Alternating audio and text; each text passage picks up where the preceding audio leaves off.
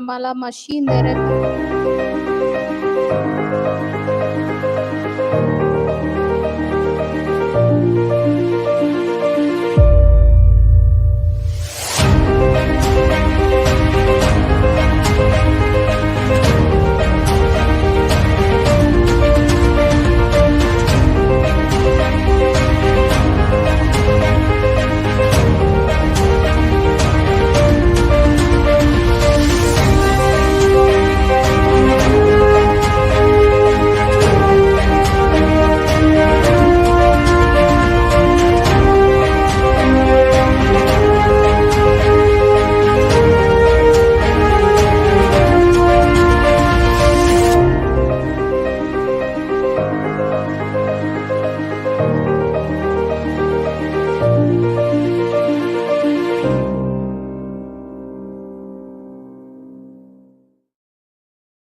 The devil always uses condemnation. No matter how much you prayed, no matter how much you fasted, no matter how much you went for mass, you read the scripture, you did this, you did that, the devil will come. It's not enough. It's not enough. You did not do this. You did not do that. You did not get up at 6 o'clock. You did not get up at 3 o'clock. You forgot to say this. Today you did not speak in tongues. He will keep coming and telling that you are based on your action, and all I have to do is to keep renewing my mind. I am not based on what I do. I am what I am because of the grace of God. What begins to work for people who are in depression, or people who are doubting, or people who are offended, or people who are bitter, or people who got unforgiveness is go back to the scripture, because the scripture is the one that will set you free. When the word abides in you, you shall know the truth, and the truth will set you free.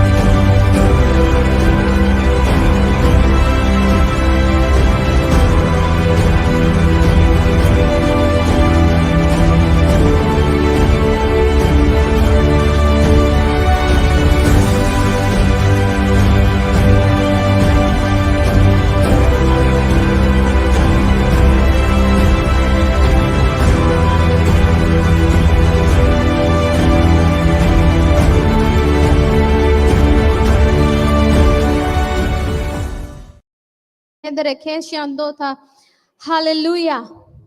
Hallelujah. Thank you, Jesus. Father, we thank you and we praise you, Lord, for this time that you have given us yet again. Thank you, Holy Spirit, for taking complete control over my mind, my vocal cord, my memory. Let there be everything of you spoken today, Lord. Nothing of me, but everything of you, Lord. Thank you, Holy Spirit. Thank you, Jesus, for making this teaching, this preaching very, very simple and easy to understand. Thank you, Lord, for breaking the word of truth and feeding us with this living bread. Thank you, Jesus. We receive what we are about to learn in faith in Jesus' name. Amen. Hallelujah. So we were looking at Luke chapter 10 and verse 19. And what did we understand? That God has given us power and authority over every work of the enemy. Correct?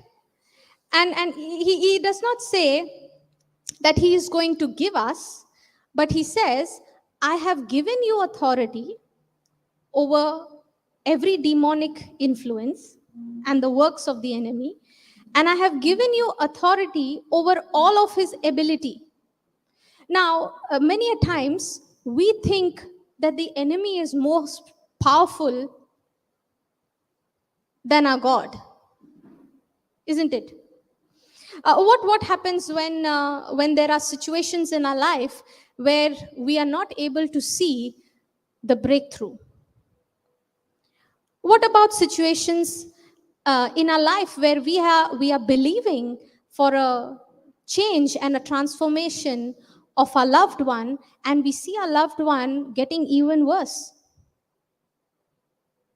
Now, when we look at those situations where you're believing God for a job and all you get is rejection, disappointment. Now, when those situations arise, doesn't our senses start saying that this is how it is going to be?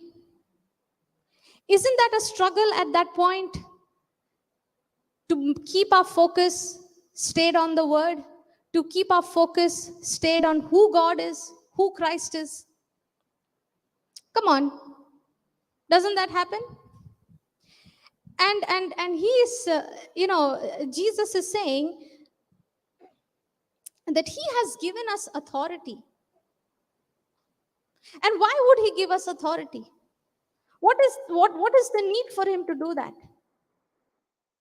What was the need for God the Father to send his son Jesus to take your place and my place on the cross? Was there a need? I sometimes think when God saw man in sin, disobedience, disconnected from him, God would have easily wiped out the entire human race and created a new one. Yes or no? Hello? Come on, talk to me. He could have done that. It was not difficult for him. He's God after all, he can do all things. But he chose not to do that. He chose to come after us. Jesus chose to leave all of his heavenly glory and come down into this planet Earth as a man to redeem mankind and restore us back into the relationship with the Father. So, what was the need for him to do that? It was his love. It was his love. And it was the love of God for us that brought Jesus into this planet Earth, take up our place on the cross, bear my punishment, the punishment that was due to me. He takes up on the cross, and in exchange, he gives me his forgiveness. He gives me his mercy. He showers me with love and restores my broken relationship back with the Father. So you see, all this is the root of all this is love. So, can I ever boast of my love for the Lord? We can never boast of my love for the Lord. I tell you, when I just close my eyes and I start saying this, Jesus, I love you. Jesus, I love you. I'm reminded that, Lord, if you had first not loved me, I would not have been able to love you. Isn't it? The scripture says, we love him because he loved us first. So you see, love is the reason behind all this. Love is the reason for God to give me power and authority. Okay, I want you to look at this scripture from, we'll look at it one from the TPT translation. Verse 19.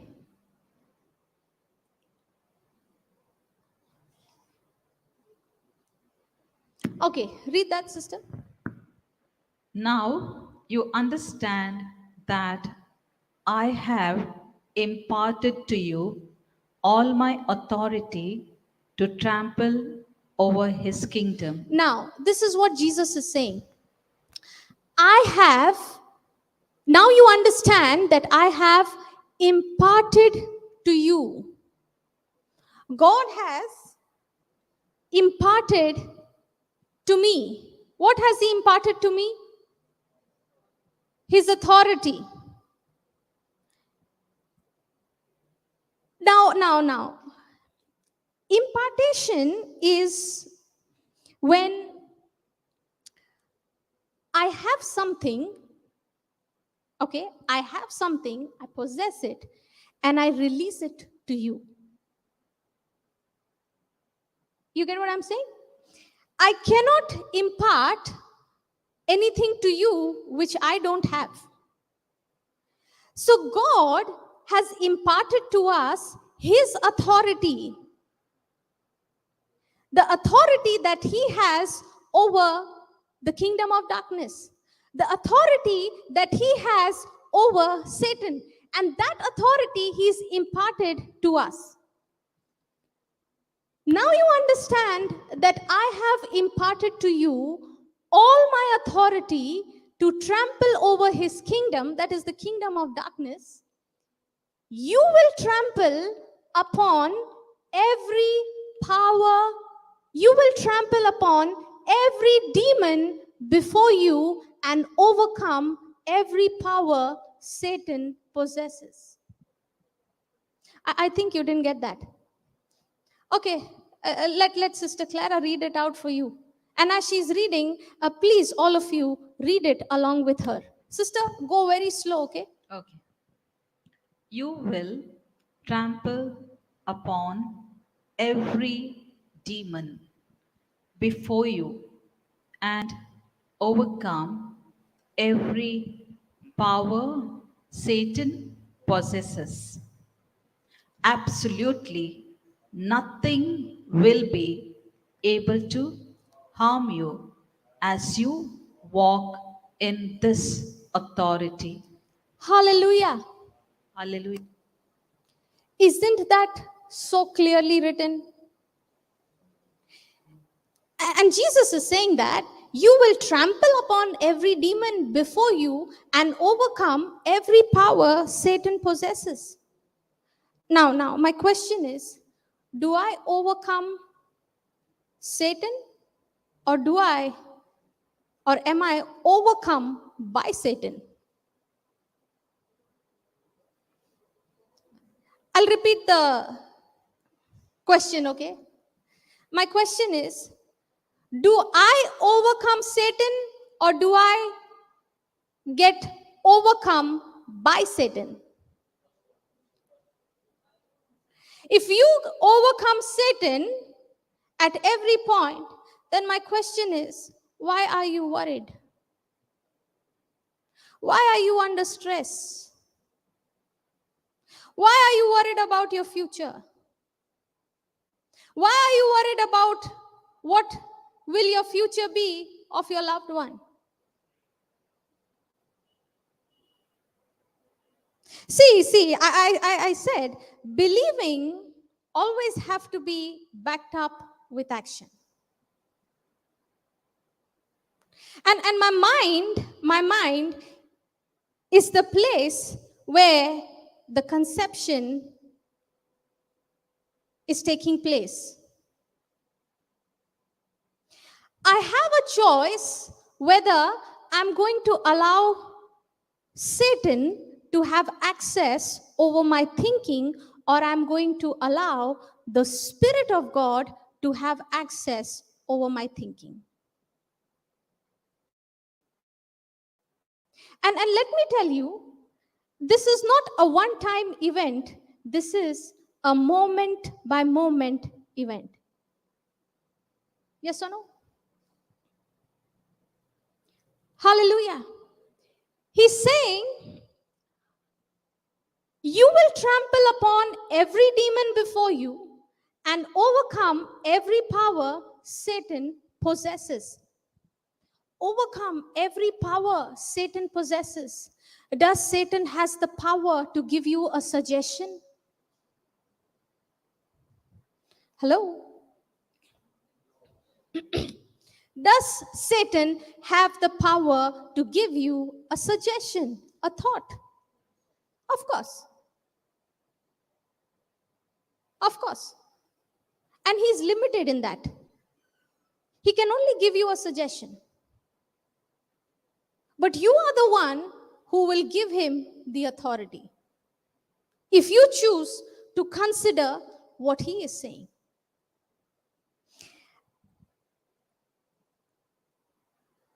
If Jesus is saying that he's given me power over every work of the enemy, that means I am already victorious.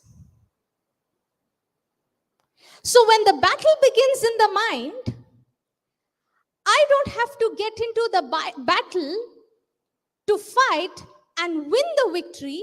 I have to stand in the battle and maintain my ground of victory that Jesus has given me.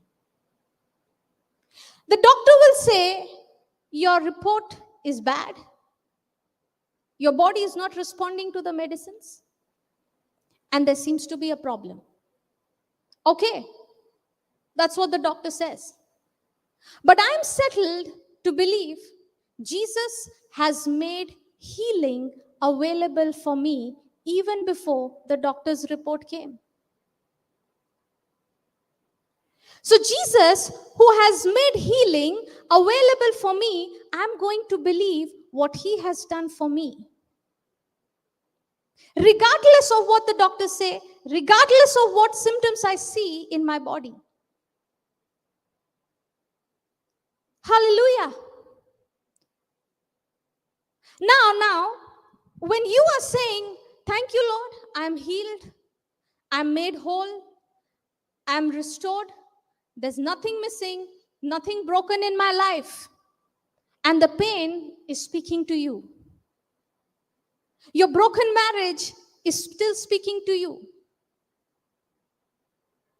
Your poor financial condition is still speaking to you and saying you're still in debt. So what is happening? Has Jesus given me authority over every power of the enemy? Yes. So when those thoughts are coming, what are you going to do? When those thoughts are coming, you open your mouth and declare your victory. I am the healed, protecting my health from every sickness and disease.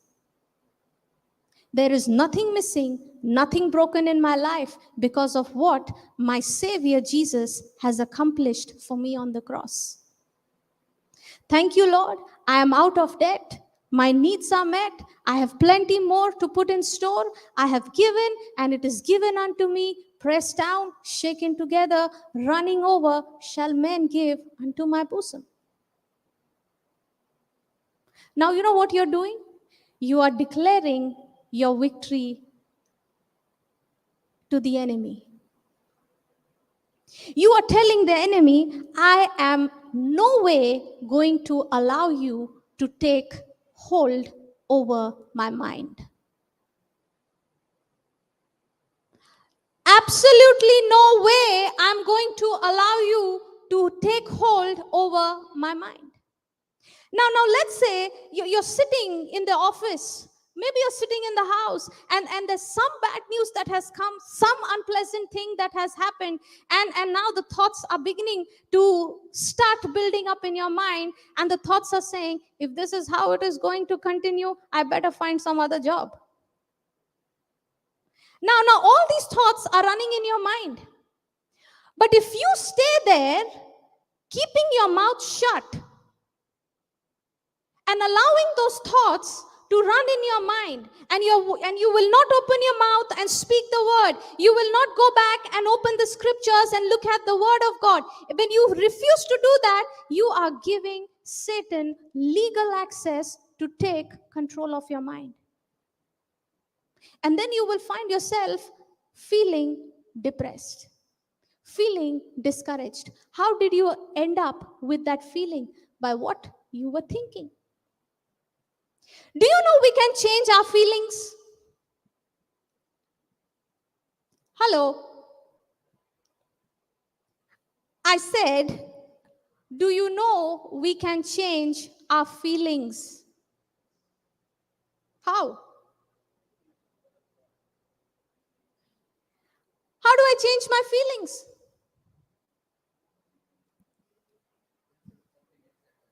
Thinking something else. That's very dangerous. Okay. What makes you feel depressed? What makes you feel sad? Surely there is something going on in your mind. Correct? And I'll give you a small example. You know, let's say there is a person who has lost his loved one. Okay? And when the person has lost his loved one, he's sad. He's depressed. Now, in his mind, is the memory of the loved one replaying? Now, when he is thinking about all those memories, those times that he spent with his loved one while that person was alive, and now the thoughts are telling him, you will no longer be able to spend time. He's gone.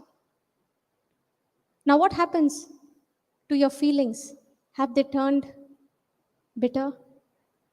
Have they turned sad? So, how did you land up into that feeling of sad and depression? By thinking about your loved one. Hallelujah. You know,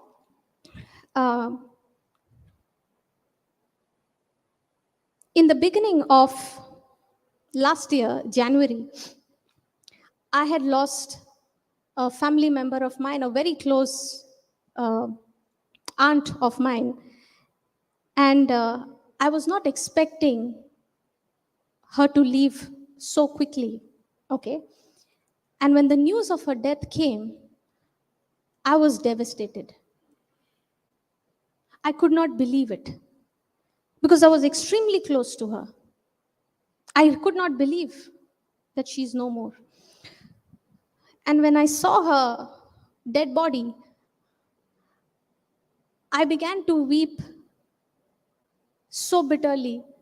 It was very difficult for me to calm down.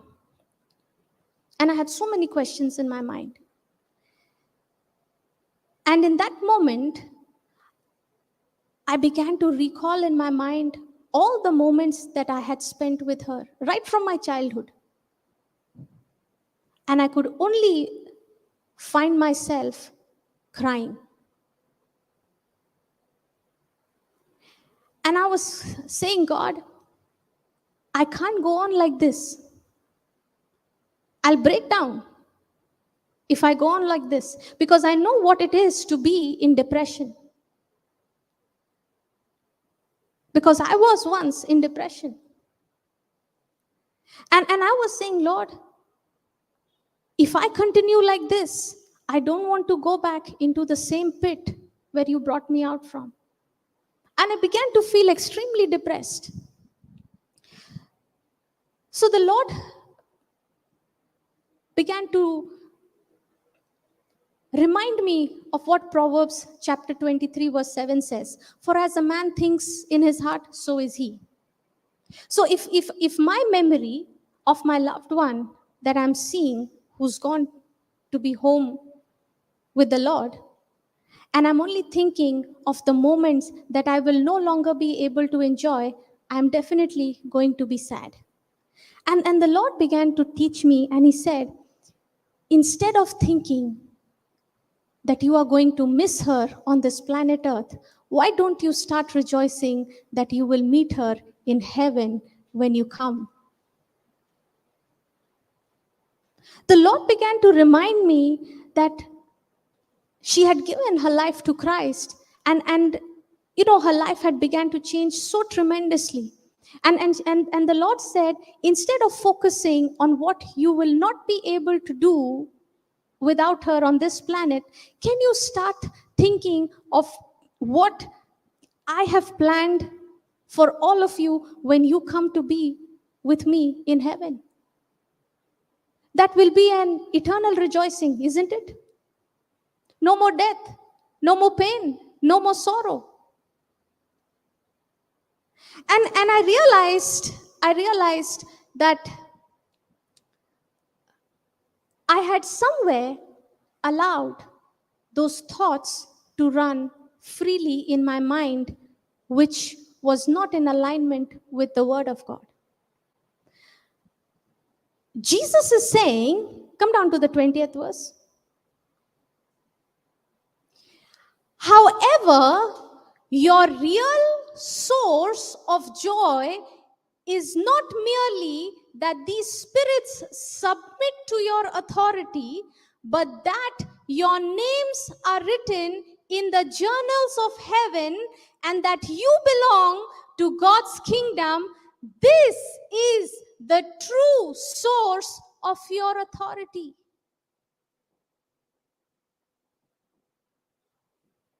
Hallelujah. You know, when I read this and I said, Lord, I've got to rejoice, but I have been taking a beating by the enemy in this area because I was unguarded. Are you understanding? I was unguarded. So I began to repent and I said, Lord, I'm getting on to putting on the whole armor of God. I was in Jamshedpur at that time, and when this incident happened, I told my dad, can we go to the villages the very next day and let's start preaching, let's start ministering the gospel to people who need it. Are you understanding? There's a death of a loved one at home, and I'm going and telling my dad, you know, she's my dad's sister. And I'm telling my dad, Dad, can we go to the villages and let's go and preach the gospel? Come on, let's go and pray for those who are sick. And my dad said, surely we can go. The next day, both of us went to minister in the villages. And the healings, the miracles that we saw was amazing. People coming out of the snares of the enemy. The truth setting them free. So if I look back, that was a strategy of the enemy to take me back into depression. And God's word is saying, He has given me authority and power, and He's telling me that I have to understand, I have to renew my mind and believe that I no longer need to succumb to the lies of the enemy, but I need to stand on the truth of God's word and keep my mind renewed to what He says.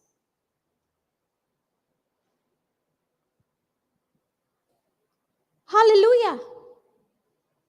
Thank you, Jesus. You know, every time you renew your mind with the word, with the truth, every time you soak yourself with the truth of God's word, it will expose the lies of the enemy. In those 3 days, I was so overcome by that sadness and grief that I had not touched the word. Are you understanding?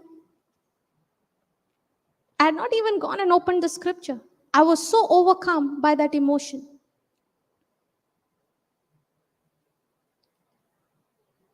Hallelujah.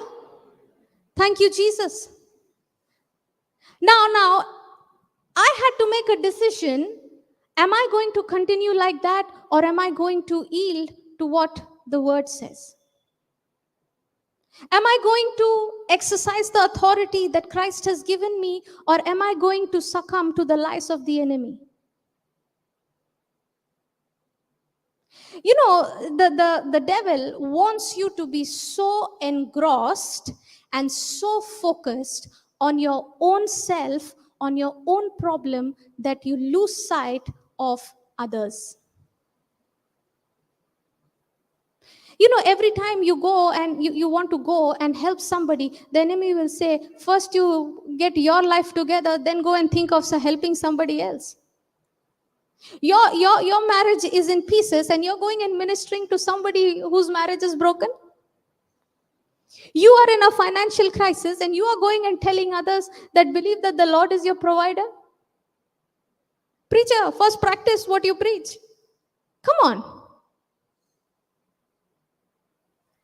And I'll tell you, there are Christians who fall into this trap of the enemy. So many people have stopped stepping out in faith just because you believed in the lies. Just because you believed what the enemy showed you to look like the truth.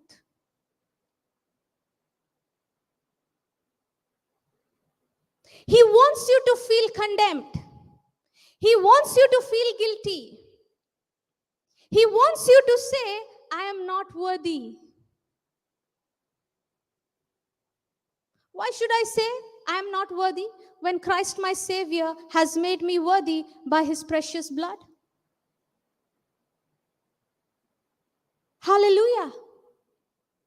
I'll tell you, I had the same thoughts. I was battered with the same thoughts. And I began to tell, I'm not going to listen to what the enemy is saying. I'm going to declare what God has done and stand on my victory ground. Hallelujah. Thank you, Jesus. Come on, is the Lord talking to us? Loud and clear. Okay, let me show you the same scripture from, can you put the Message translation, brother? See, the reason why I am spending so much time on this scripture is because I want this truth to enter into your heart in such a way that it never leaves you. Because this battle that you and I are in will require us to stand against the wiles of the enemy. And it will require me to put on the whole armor of God. Look at what he says. Read that, sister. See what I have given you. Hold on. What is he saying? See what I have given you. How many times do we see what God has given, and how many times do we see what our situation is giving?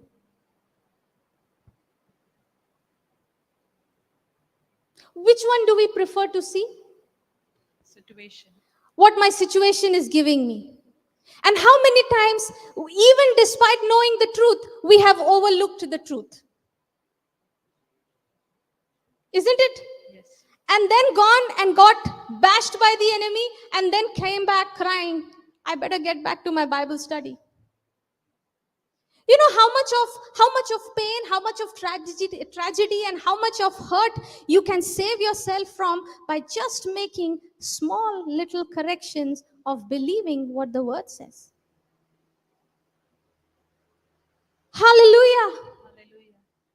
I only imagine how the heart of God would feel when he sees his children getting bashed up even after God doing everything for his children.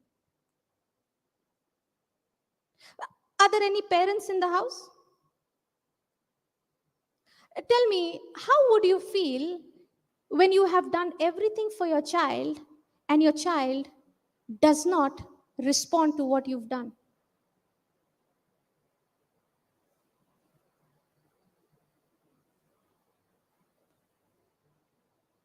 You've done everything. You're telling your children, Papa, I will drop you to school. I will come to pick you up. And the child is saying, I don't need you. I can manage on my own. And then the child comes bruised. would you feel? If we as humans, as parents, if that can hurt you so much, can you imagine the heart of the Father, how much that would hurt him when he sees his creation neglecting him and ignoring him, despite doing everything for them. Hallelujah. Okay, see what I have given you. You better see what the Lord has given you. Okay, yeah. Safe passage as you walk on snakes and scorpions, and protection from every assault of the enemy. No one can put a hand on you. Hallelujah. Hallelujah. Come on, say that to yourself. No one can put a hand on me. Come on. Come on, all of you, those who are watching online, come on, make that declaration. No one can put a hand on me. No one can put a hand on me. Why? Because the Lord is with me.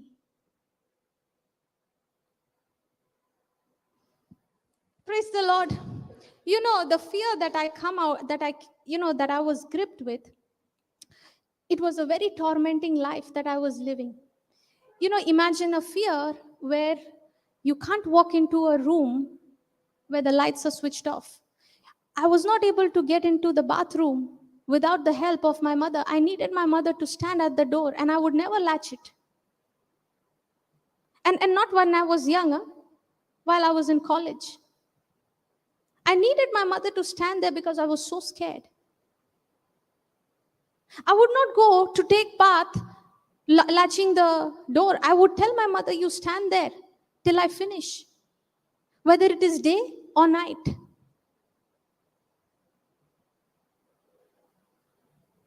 I was tormented. And it is a very extremely tormenting life to live in constant fear. I was afraid to step out of the house. I was afraid to get onto the bike because I was scared something might happen to me and I would lose my life. And here is God showing me and telling me, listen, all your life you have lived believing the lies. Now it's time you change your thinking and agree with the truth. You know, the first step I took to believe this, I felt nothing and I saw no change. I saw no change. I was still afraid. I was still battling with suicidal thoughts. And I was still tormented with fear.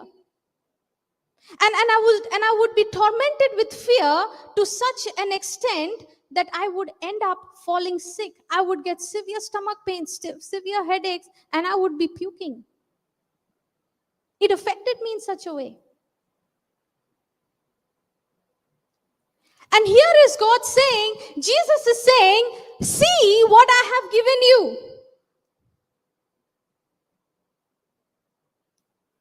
Safe passage as you walk on snakes and scorpions. That means safe passage as you come across any demonic influence. That demonic influence will have no power, no hold over you if you believe in me. If you believe that I am your God. If you believe that I am walking with you. Now, I had to make a choice to deliberately believe it. I could not feel a thing. I could not see a thing. But I had to make a choice. Lord, if you said it, I will believe it. And if I believe it, I will step out in faith. I'm not going to wait to feel confident. I will step out in faith even when I'm afraid. I will still step out in faith even when I'm afraid.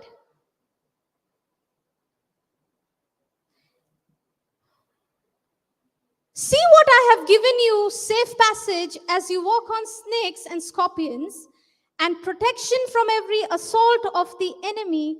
No one can put a hand on you.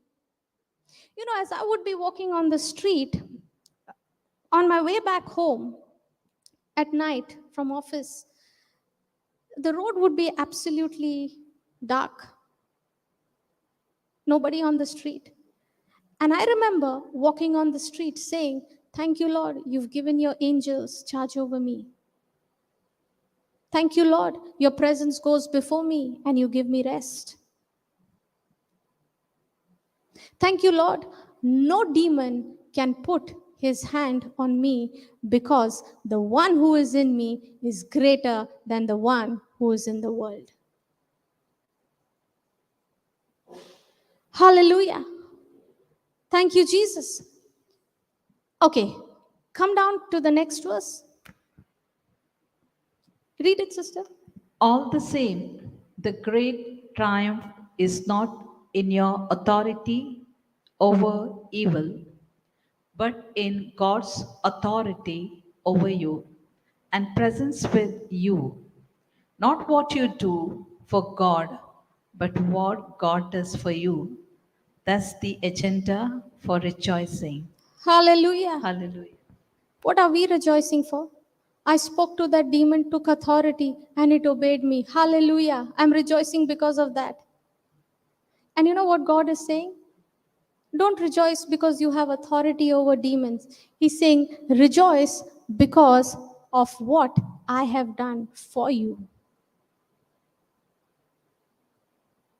You know, when you get testimonies from people whose lives have been changed, when you get testimonies in your own life and you say, this is what I learned and I applied it and I saw so much results in my life, and we begin to rejoice. Now, what are we rejoicing in?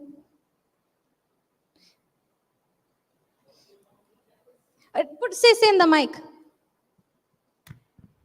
We are rejoicing in what we have received. We are rejoicing in what we have received.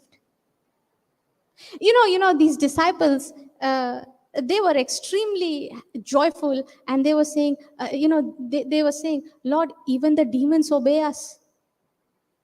They were extremely joyful because of that. Even the demons obey us. And Jesus is telling them, don't rejoice because the demons obey you. Rejoice because of what I have done for you. Because of me, because of my love, your names are written in heaven. Are you understanding? See, there is a very thin line between focusing on yourself and focusing on God. In no time, if you don't know the truth, in no time you can slip into believing in your own performance. I casted out this demon. I prayed for this person. And as I prayed, this person got healed. As you prayed? How many times do I come back and say, the Holy Spirit worked and this person got healed? The Holy Spirit turned up and he showed up and we saw the manifestation. We saw the glory of God. Come on, is it about us or is it about God? You see how we move into self-focus? And that's exactly what the enemy wants. He wants me to think that it is because of what I did. And as long as you're thinking it is because of what I did, the devil will make you dance to his tune. But the moment you switch and you say, Lord, nothing of me, everything of you. Lord, I would not have been able to love you if you had not loved me first.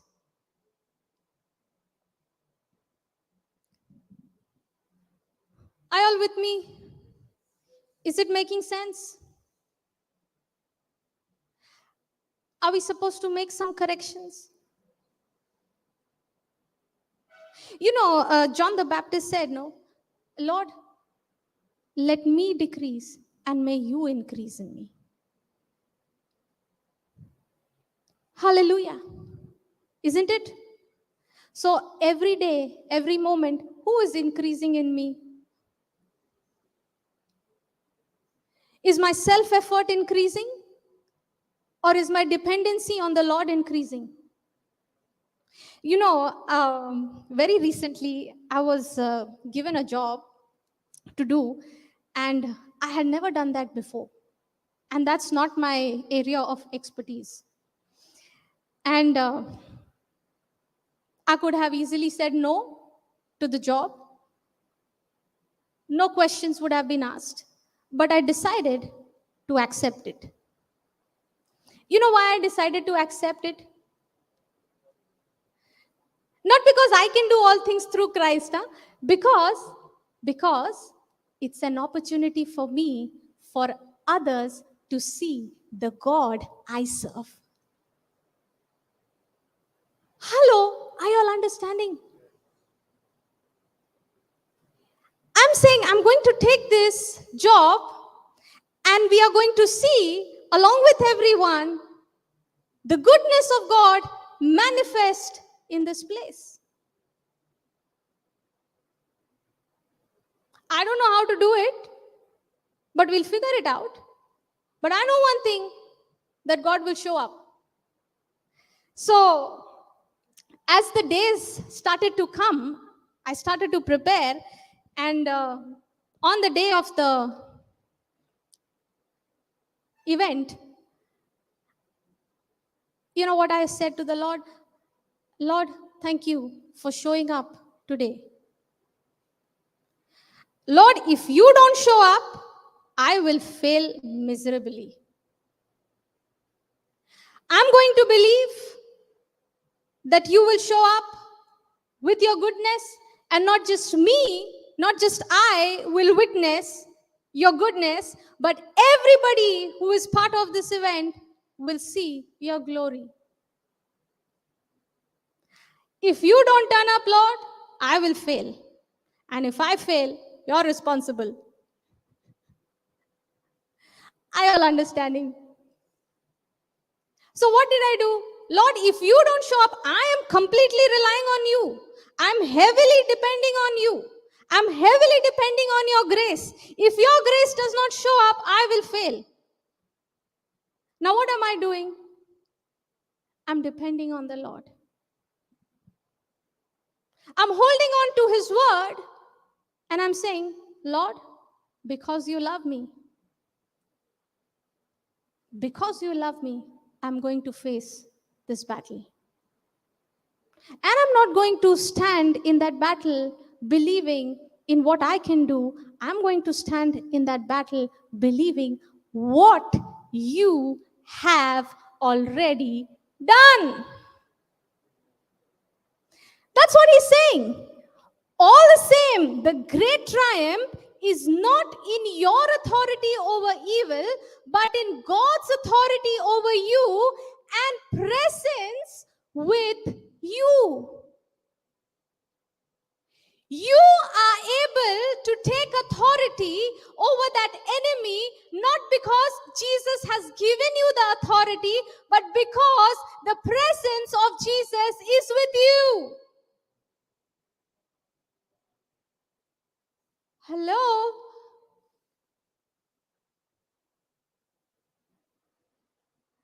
That's what Jesus is telling to these disciples. Don't rejoice because you have authority over these demons. Rejoice because my presence is with you.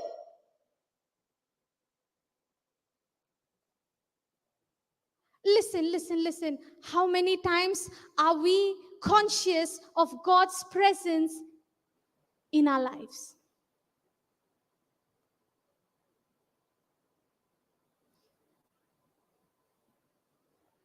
I'm not saying it's the word of God. Not what you do for God, but what God does for you. Not what you do for God, but what God does for you. That's the agenda for rejoicing. Yeah, yes, sister. I really like that, not what you do for God, but what God does for you. And that's the agenda for rejoicing. Yes. This is something very beautiful. Actually, if I tell you, I did not know this truth because I think you're using some other Yeah, version. it's It's a very clear, and it is, it really message translation. it really brought a smile on my face, because now we are not, whatever we are doing, yes, we are doing it for God. But when we do it for God, we are rejoicing in our work, Yeah. in our work. But that's not what God wants us to do. Exactly. That's what the enemy wants. The enemy wants you to be always focused on what you can do for God. That's why when you miss the mark, he brings the guilt over you. See, you missed it. You didn't live up to your commitment. But that's not what the Lord does. The Lord says, I know you're not capable. I know you cannot live up to your commitment. And that's why I have given you my grace. My grace will lift you up when you are not able to do it. And that's the agenda for us to rejoice. Praise God. Hallelujah. Can you see the heart of God? It's like a mother saying, when the baby is small, the baby can't do anything on its own. Correct? A week-old baby, can it do anything on its own? No. The baby is completely relying on the mother. And the mother comes to always assist the baby, do it for the baby, help the baby. Do we depend on God like that? So I was at that event and I'm saying, Lord, I'm only going to stand in the battlefield and I'm going to watch the victory. I'm going to watch the victory and I'm going to witness your goodness show up in front of everyone. And I started to thank God. See, why are we learning this? Because my mind is going to always cause me to think contradicting to what the truth says. And I have to learn to tame this mind and bring it to obey God. And let me tell you, this is going to be the process till you leave this planet Earth. And the sooner you learn, the better it is for you. Hallelujah. Are you all understanding? Why are we rejoicing? Am I rejoicing because I got the job? And in that event, God showed up like never before. His goodness showed up like never before.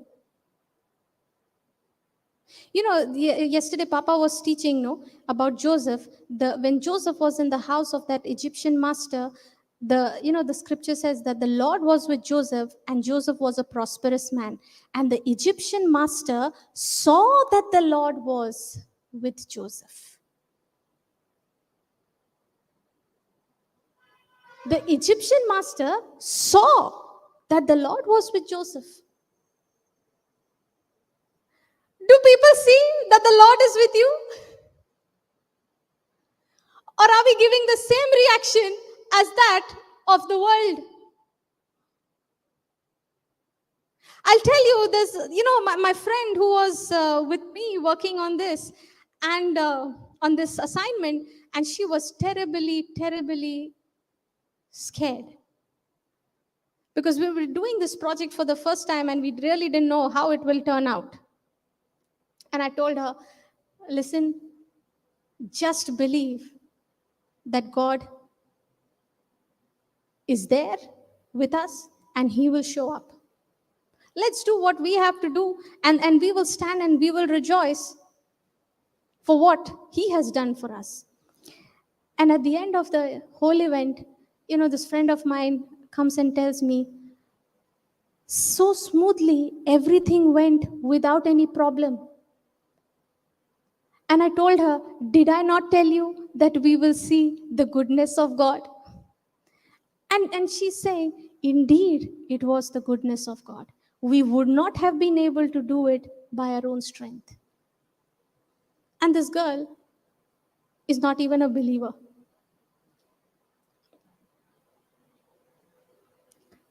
Hallelujah. Thank you, Jesus. Okay. Can we write down some notes?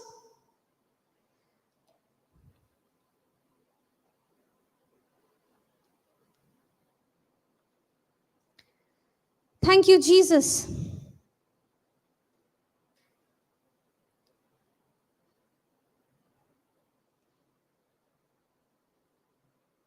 Hallelujah.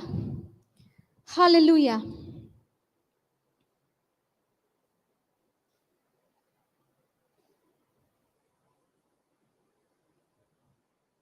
Write down, your enemy is the devil. Sorry, write down, my enemy is the devil.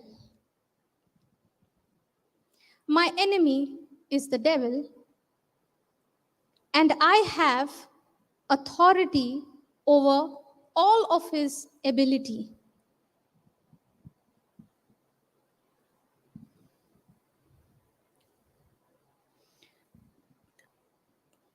My enemy is the devil, and I have authority over all of his ability. Next line. No matter what the devil can do,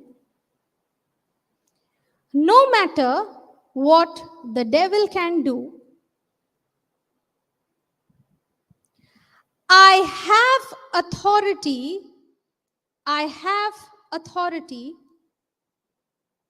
over all of his ability. I have authority over all of his ability.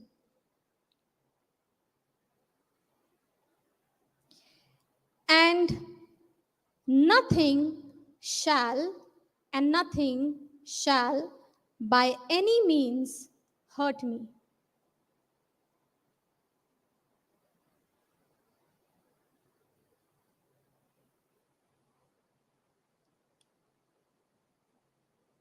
Hallelujah. Can I give you some more good news? Yes, no? Praise the Lord. Okay, let's go to 1 John chapter 5, verse 4. Here is some more good news, okay? 1 John chapter 5, verse 4. KJV. We'll read it from the KJV first. For whatsoever is born of God overcometh the world. And this is the victory that overcometh the world, even our faith. Hallelujah. Hallelujah. For whatsoever is born of God overcomes the world. Overcomes the world. Is it written, whatsoever is born of God is overcome by the world? Or is it written, overcomes the world? Come on, talk to me. Overcomes the world. Now, what is this world? What is this world? Huh? Enemy? See, whenever you give me an answer, you have to give me the answer from the scripture. If you give me any answer out of the scripture, minus marks. No out of the syllabus questions and no out of the syllabus answers. What is this world? For whatsoever is born of God overcomes the world. So if God is saying whatsoever is born of God, first of all, are we born of God? So if we are born of God, I overcome the world. Correct? So what is that world that I must overcome? That I overcome? Okay. Let me show you. We'll know what, we'll study what the world is, okay? Go to 1 John chapter 2. 1 John chapter 2, verse 16.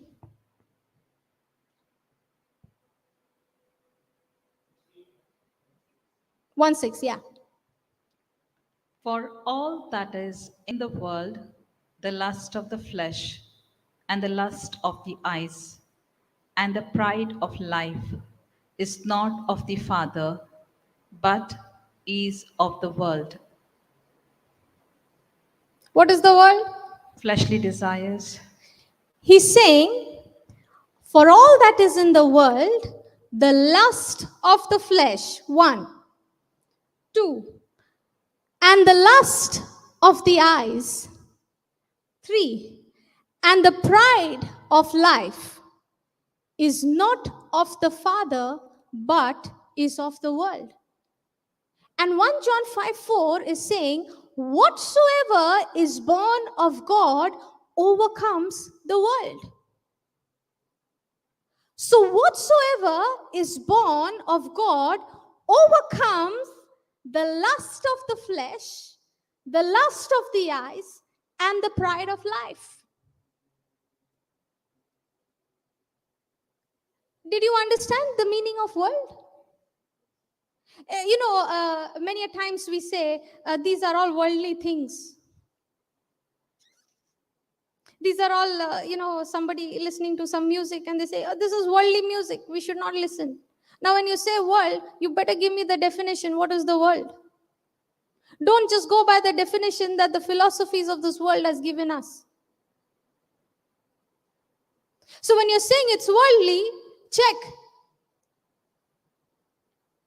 Does it have the lust of the flesh? Does it have the lust of the eyes?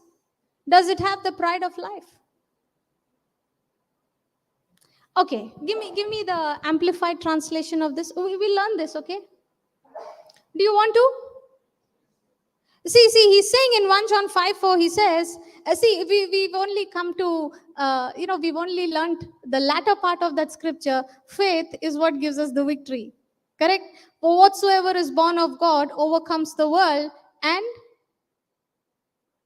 this is the victory, even a faith. So we know faith gives me the victory. But before that, there is something that we need to know. We can't miss. See. If you know half truths, you will end up in misery. If you only know half truth and you don't know the full truth, the enemy can take you for a ride. So we better learn the truth in its entirety. Okay? for all that is in the world, the lust and sensual craving of the flesh, and the lust and longing of the eyes, and the boastful pride of life, pretentious confidence in one's resources or in the stability of earthly things. These do not come from the Father, but are from the world. Praise the Lord. Praise the Lord. Now he says, for all that is in the world, the lust and sensual craving of the flesh. Now, whenever the word flesh comes, okay, now in this particular scripture, when he's saying the lust of the flesh, it's talking about the senses. Are you understanding?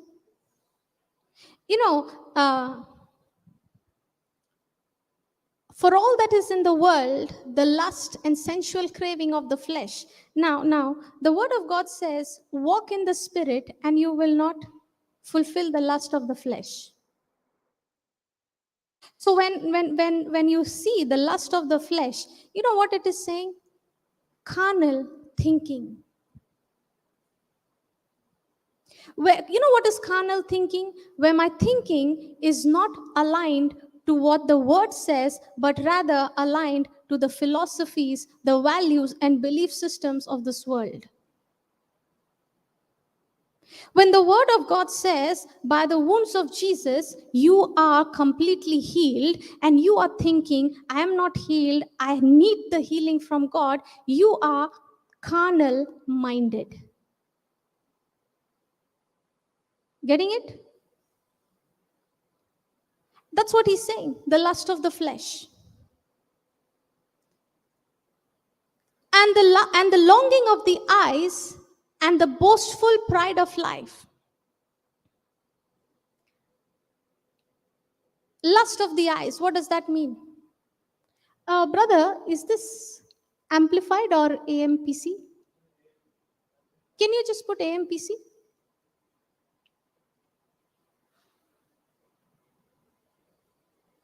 Yeah.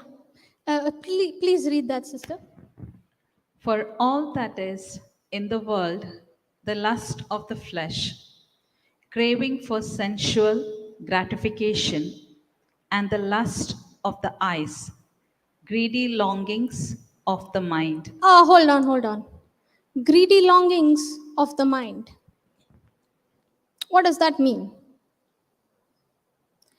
Now, does the mind contradict when you read the word?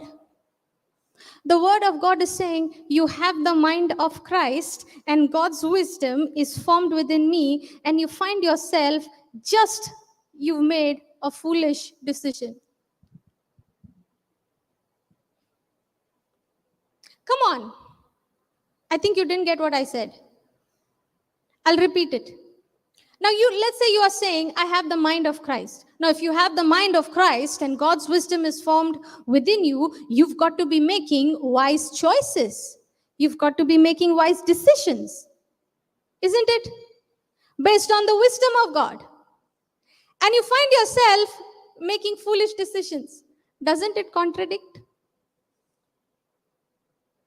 Yeah? So is the mind saying, you're saying you have the mind of Christ, but see what foolish decision you have made? Now, when you've made that foolish decision, do you come under guilt? I should not have done that. Come on, do you start feeling condemned?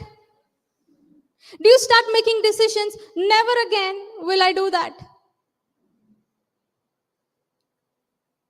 What is that?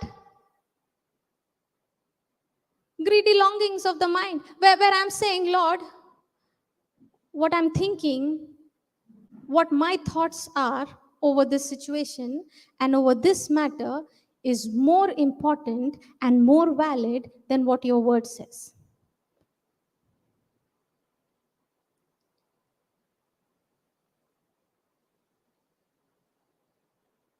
My mind is saying, your body is tired. It needs rest. But the Spirit of God in me is saying, come on, can you just spend some more time with me? I want to show you some great things that the Lord has done for you. And your mind is saying, body, switch off. Which one do we listen? Body, switch on or submit to the Spirit? So who are we giving authority to? The mind, the lust of the eyes?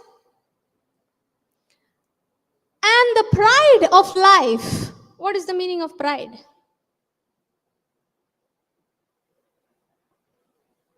What is the meaning of pride?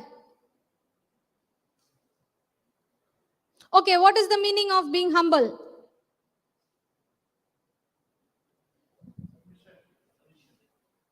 Humble. Isn't it? Prostrating. Going flat on the ground.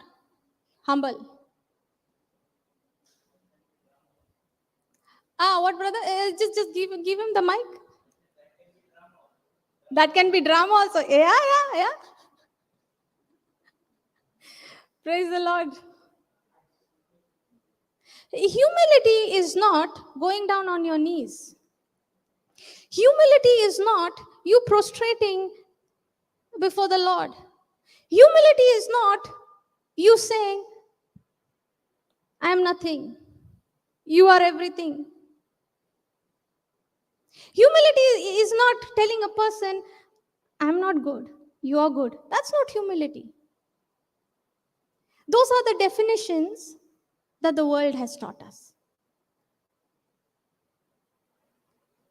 A person who is humble is a person who is extremely, extremely conscious of God. A humble person is a one who says, God, you take the first priority, everything of you, nothing of me. When a person is conscious of what God has said, what God has done, rather than thinking what he can do, that is a person who is humble. So the definition of humility is when a person is extremely God conscious, is a person who is humble. Not the one falling on the knees, rolling on the ground, swimming on the floor. No. So who is the person who is full of pride?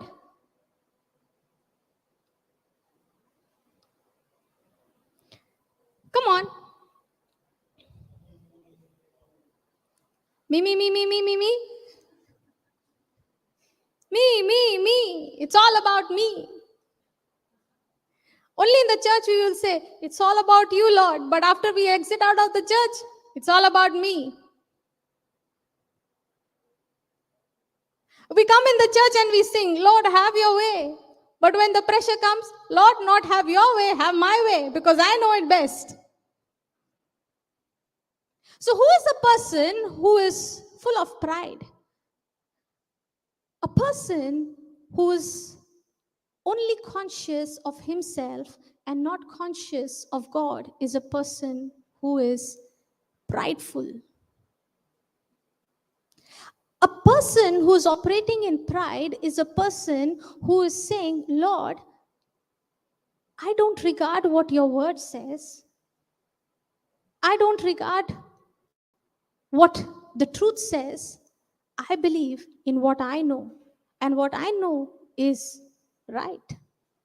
A person who's making decisions based on his own understanding rather than making decisions based on the word of God. Hallelujah.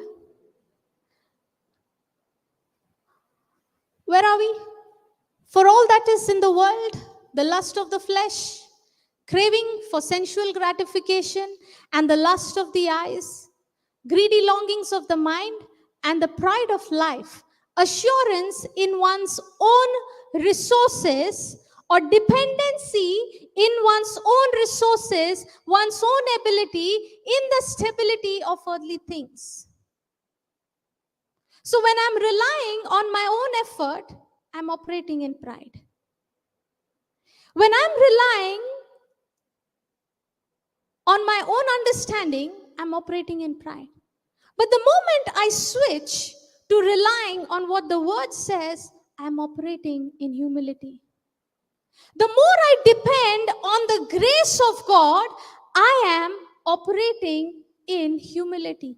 And the word of God says that God resists the pride but gives grace to the humble.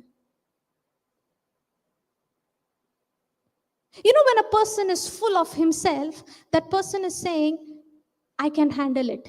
I don't need God. But when a person is operating in humility, he's saying, Lord, I cannot do anything without you. I need you every hour. I need you every minute. And I need you every second of my life. Are you understanding the meaning of world? So we regard so many things, we categorize so many things as worldly. Come on, do we not come under these categories?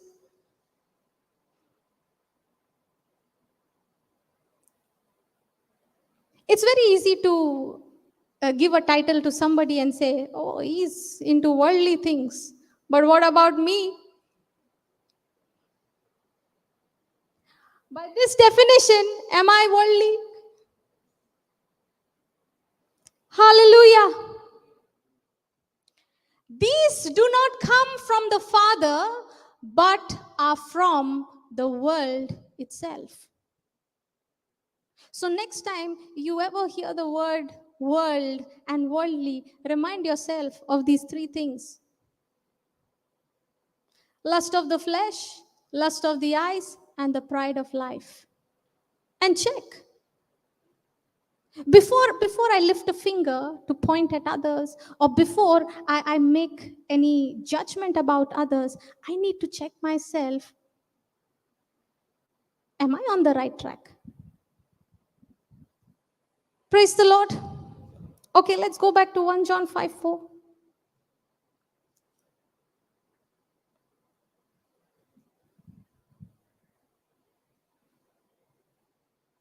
Yeah, read that, sister.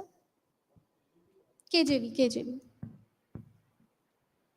For whatsoever is born of God overcometh the world. And this is the victory that overcometh the world, even our faith. Praise God. Praise Now God. he's saying, for whatsoever is born of God overcomes the world, and this is the victory that overcomes the world, even our faith. So that means victory is already made available for me. I repeat, victory in every area of my life is already made available for me, including the areas of my life where things look like defeated. God is saying victory is made available for me. So, what is our job?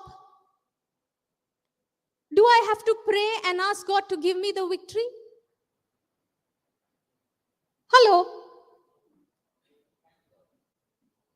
We have to thank God, okay? And when you're thanking God, what do? You know, a person can thank God while he's worried. A person can thank God with worry. A person can praise God with fear. A person can praise God with stress.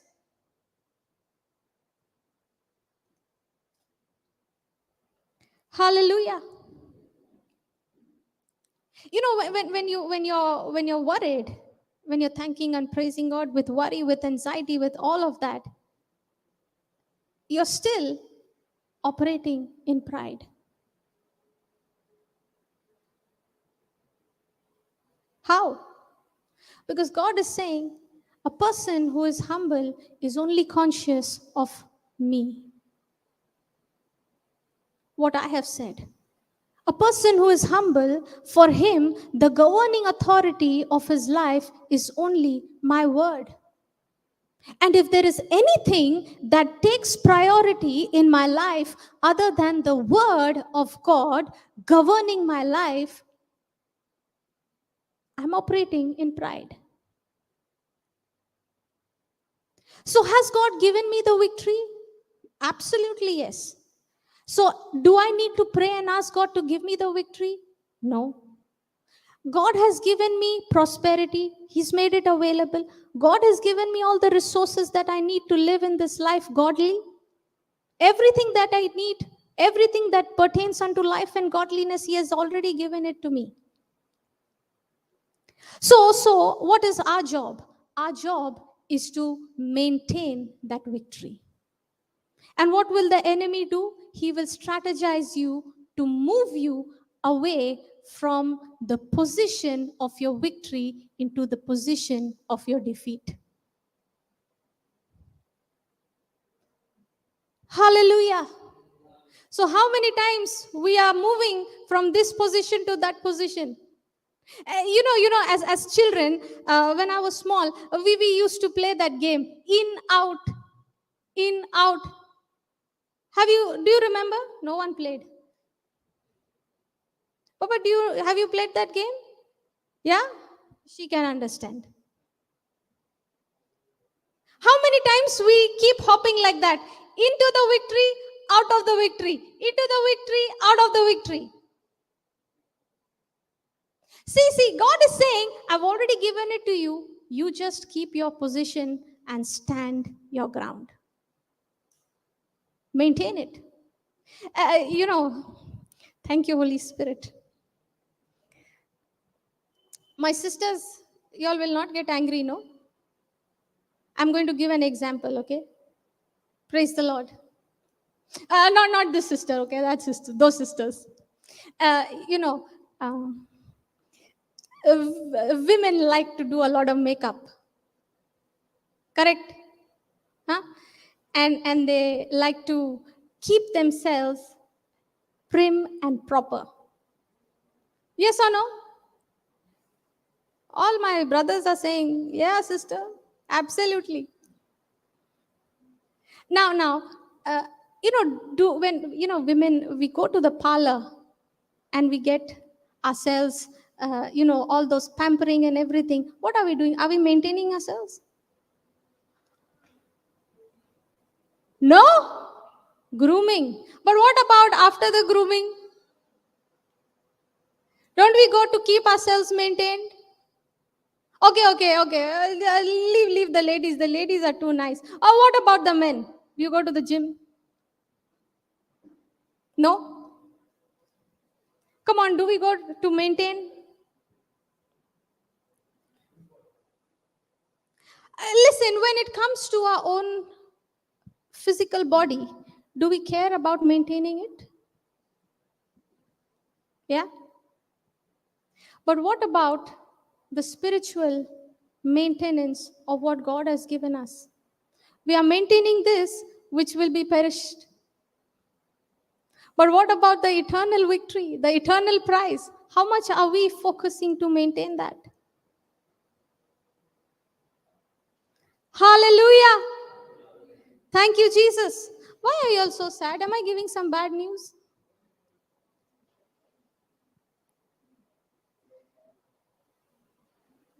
Praise the Lord. Okay, Lord, I'll just continue. Thank you, Jesus.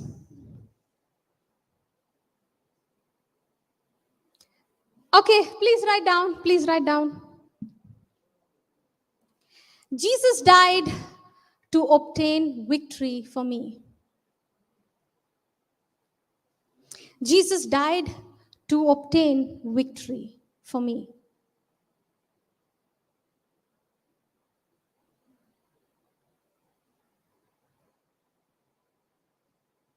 When he was raised from the dead, he obtained the victory for me.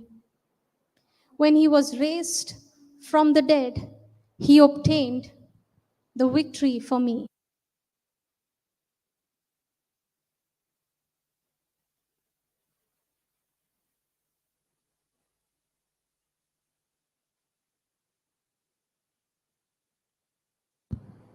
When he was raised from the dead, he obtained the victory for me.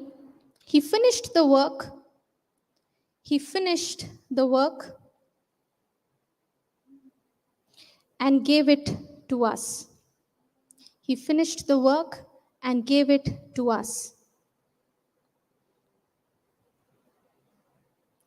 So now our job is to maintain it. And so now our job is to maintain it. And the devil's job is to try. And the devil's job is to try to get us to turn it loose.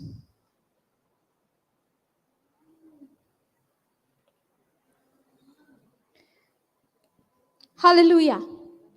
So Jesus has already obtained healing for me. Jesus has already obtained healing for me. Jesus has already obtained deliverance for me. Jesus has already obtained prosperity for me. And my job is to maintain it. And what is the devil's job? The devil's job is to cause me to give it up. The job of the devil is to cause me to give it up. And how is he going to cause you to give it up? He's going to put pressure into your thinking. So is it important to become extremely vigilant of our thought life? See, that's where the whole battle is. What you're thinking is what is going to translate into your life. I thought I was good for nothing, and that's what my life amounted to. I was thinking I can't do anything, I'm full of fear, and that's how I had become. So Jesus had already made me as bold as a lion. Jesus had already made me his righteousness, but I did not believe that. I believed in the lies, and that's what I had become. But the day I began to change my thinking and align my thinking to what his word says, I began to see a change show forth in my actions, in my behavior. But the change that showed forth in my actions and behavior did not come about by me making a change in my action. It came about by making a change in my thinking. Hallelujah. Thank you, Jesus. Write down, Jesus has already obtained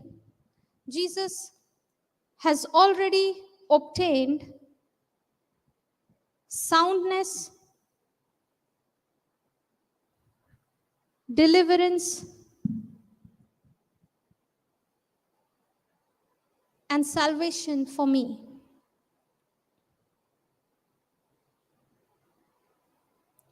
My job is to maintain it. My job is to maintain it. And how do I maintain it?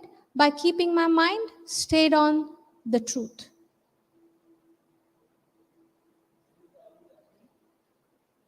How do I maintain it? By keeping my mind stayed on what the truth says, what the word of God says.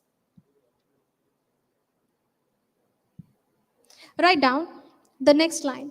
There's a war going on. There's a war going on. A spiritual warfare. A spiritual warfare.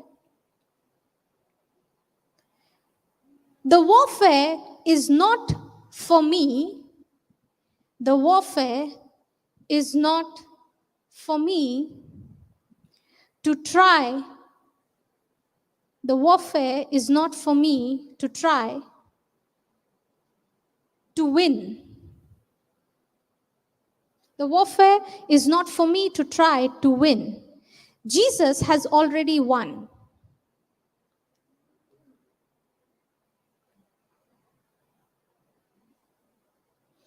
Jesus has already won.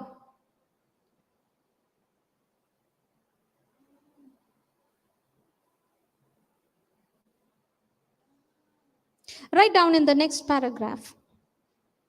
Whoever can hold on to what Jesus has finished, whoever can hold on to what Jesus has finished will see the manifestation, will see the manifestation,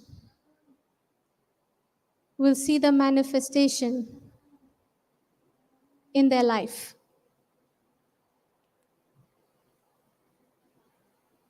Praise the Lord. Write down next line. Whoever lets it go, whoever lets it go, won't see the manifestation in their life.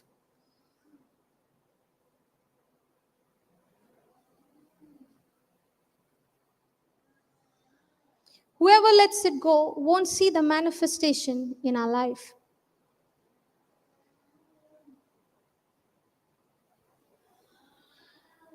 Write down in bold capital letters next. The most important thing, the most important thing that a believer, the most important thing that a believer can do in a spiritual warfare, the most important thing that a believer can do in a spiritual warfare is to believe the promises. Please underline that word believe. Believe the promises. Believe the promises. The most important thing that a believer can do in a spiritual warfare is to believe the promises.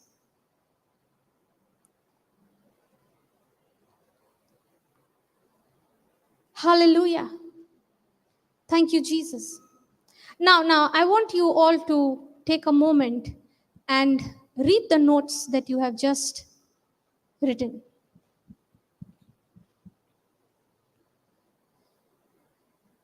Come on, all of you.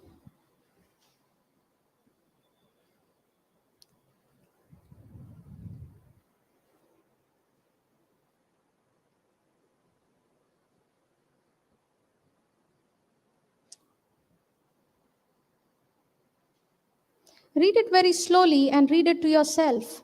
Remember, this is what Jesus is speaking to each one of us.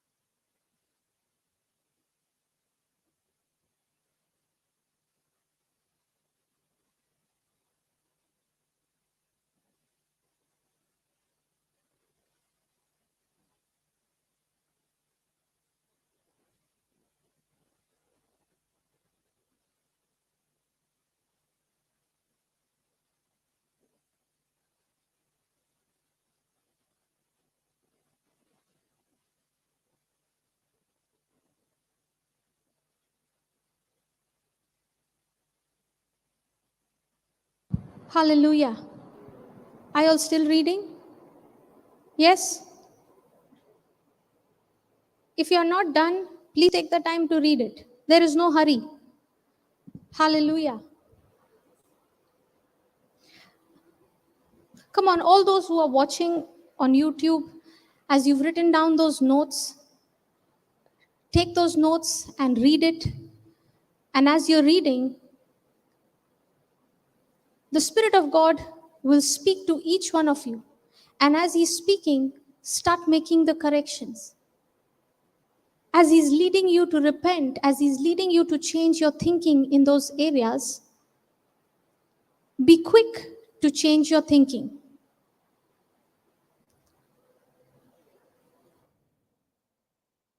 Hallelujah.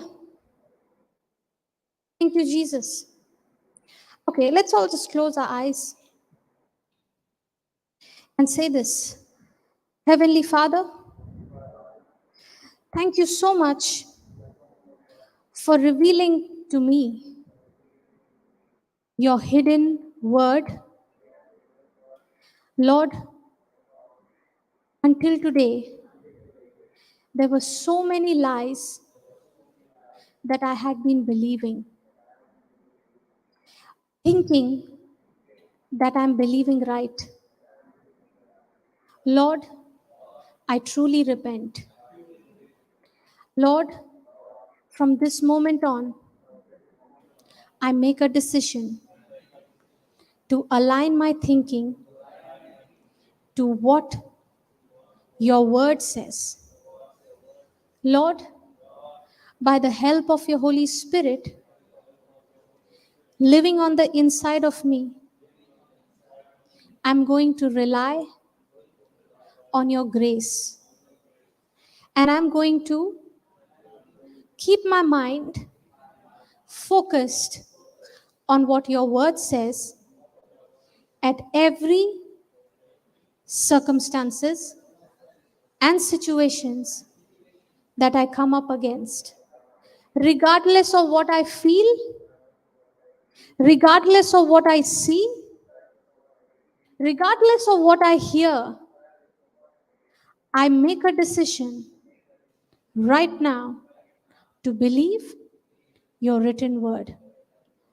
From this moment on, Jesus, the word that became flesh and dwelt amongst us, you are the governing authority of my mind, my will, and my emotions. I thank you, Lord, for transforming and changing me through the power of your living and abiding word. In Jesus' name, I pray. Amen. Hallelujah. Thank you, Jesus. So the notes that we wrote down, did it help us to think, to see the areas where I need to make corrections? See, for me, the most difficult part was to bring my thinking in alignment to what the word says. Because my sense had dominion and authority over my thought life. And it took time, it took practice to constantly and continuously take the word and renew my mind. The scripture says, I think it's in Ephesians chapter 5, verse 15. Anyone who has a Bible, can you just read it? Take the mic and please read Ephesians chapter 5, verse 19.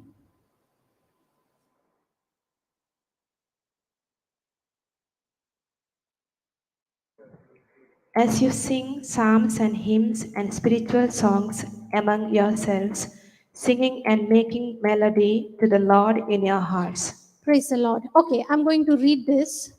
Yeah, thank you, Jesus. Speaking to yourselves. Can you see that? The scripture says, speaking to yourselves. You know what the world will say when you talk to yourself? They'll call you crazy. Isn't it?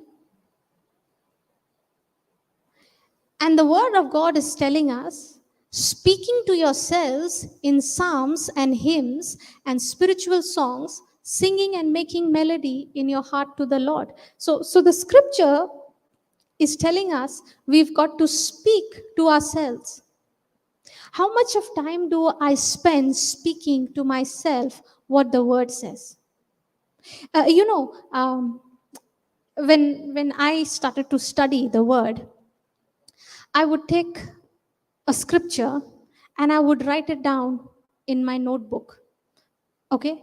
I would write it down in a piece of paper and I would stick it in my house. And if I am going somewhere, I would put it in my phone or I would keep it in such a way where I can easily open it and read. And I would take the word and talk to myself. That's how I learned to renew my mind. And that's how believing God's word became easy. Hallelujah. Thank you, Jesus. You know, the test is already on.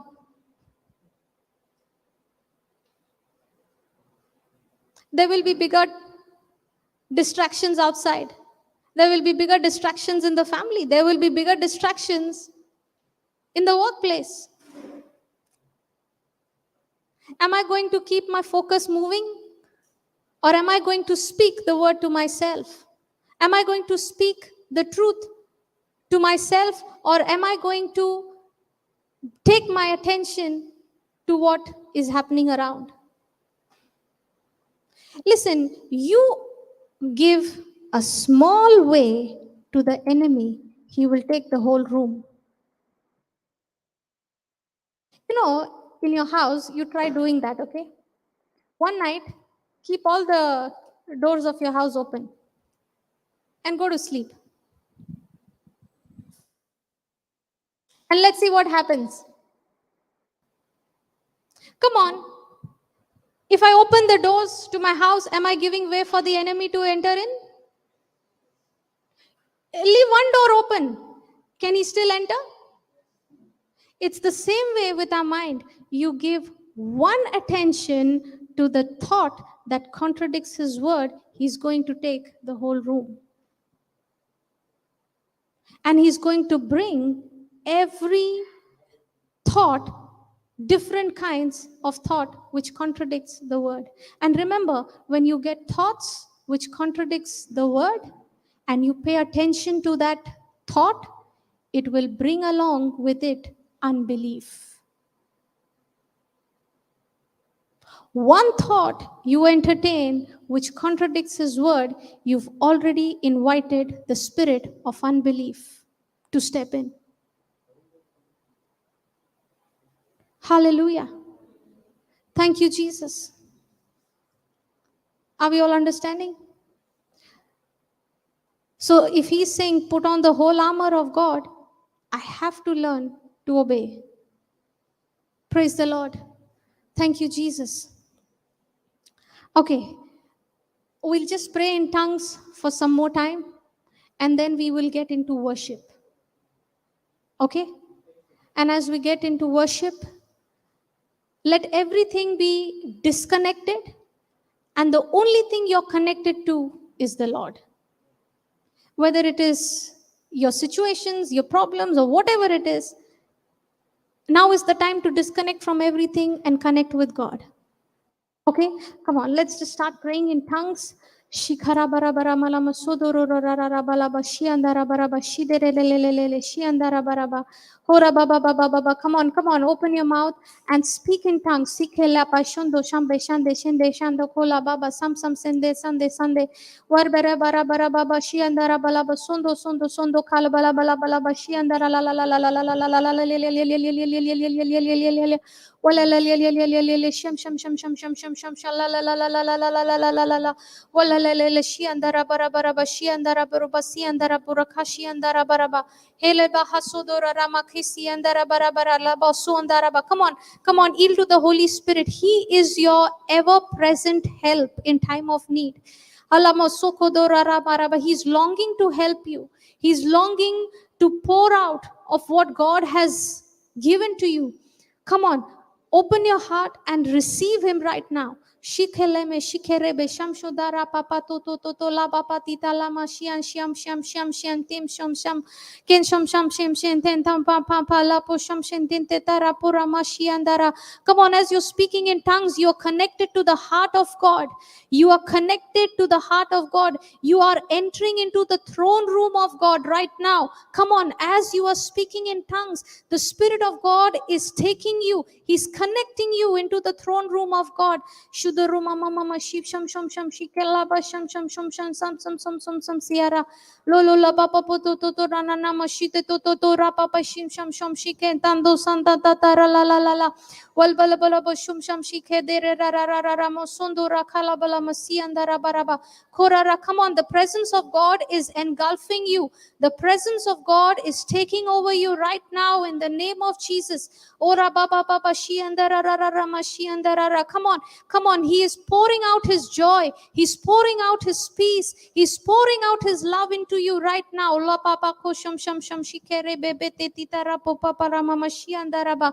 Hora baba baba shiandara bara. Come on, as you yield to him, as you release the mysteries of God, the wisdom of God, he is unfolding your destiny to you. He is unfolding the path of your life to you. He is showing you what he has prepared for you. Rabapapalama shianda sham sham sheke sham sham sham sham she sham sham lem lam lom lam le blam blom blam ble shim lem bla bla bla bla bo shu du tu tu rabapapa Lele la lo la lo la lo shondo shamba sende tende tandarapa kende kende kende konda po shamba shi pete tara lo la papa pele la sundu tu tu tu ranama wal wala la le wal hele wal hal hale shidara kalbar bo sundu tu tu tu la papa la pashundo shambe shambe wala la la si andara poro bara bala shidara la la la la la la la boro mama shi andara baraba horo horo horo hakadita tara mashi andara para la la basi dara la la la la la la basundara mama wal wal wal le lo hosu do do takite dakiande kwande kwande kande pepe pepe titi la pepe pepe shio do tu tu tu tu tu ra papa